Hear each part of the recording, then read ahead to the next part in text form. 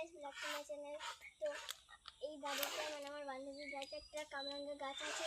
সেই গাছ থেকে আমরা অনেকগুলো কামরাঙ্গা পেয়েছি। দেখো, এই দেখো আমার দিকে দিয়ে তো এইগুলো আমরা ধুচ্ছি এখন। আমরা হাত দিয়ে নিয়ে আইছি। তো এগুলো ধোয়া হয়ে গেছে, এখন আমরা এগুলো মাখা করব। তো এখন আমি সব এই কামরাঙ্গাগুলো কাটবো।